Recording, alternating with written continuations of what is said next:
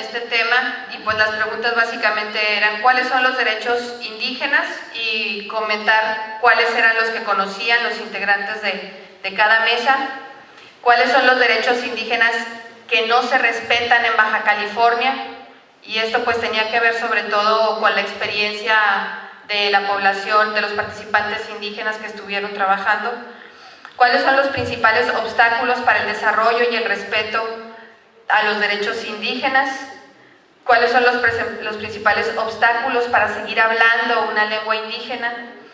cuáles son las fortalezas o ventajas que tienen los grupos indígenas en Baja California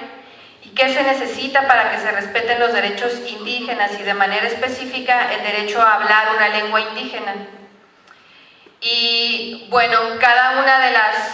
las 4 mesas en las que trabajamos estableció sus puntos de vista, sus experiencias, sus comentarios acerca de cada pregunta.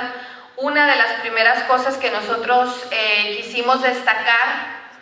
como mesa 2 fue que variaban las respuestas, las experiencias, los testimonios entre las mesas que tenían una población indígena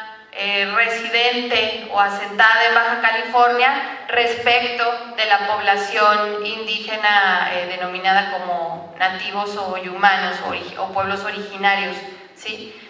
Son problemáticas, lo que veíamos justo es que tienen problemáticas comunes, pero también tienen problemáticas distintas, ¿sí? Y en ese sentido valdría la pena hacer esa distinción a la hora de formular como propuestas y recomendaciones muy específicas. Por ejemplo, para los pueblos humanos o los pueblos nativos,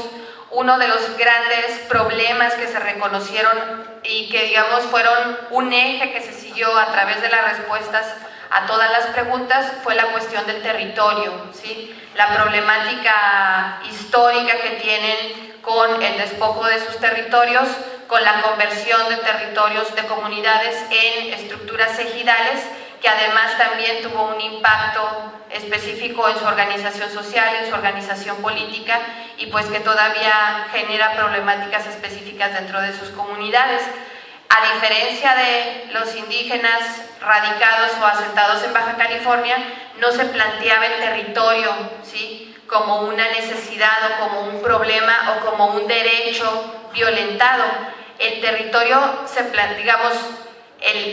lo que se planteaba como importante, porque ocupan evidentemente un espacio, es por ejemplo el derecho a la vivienda, a una vivienda digna, ¿sí? Pero son, digamos, 2 espacios o 2 niveles de reflexión o de interpretación respecto de ese derecho distinto, ¿no? Además, bueno, salieron cosas muy interesantes, les decía, en realidad, aunque se respondían y se generaban opiniones sobre cada una de las preguntas, lo que sucedió y lo que fuimos viendo también ayer cuando trabajamos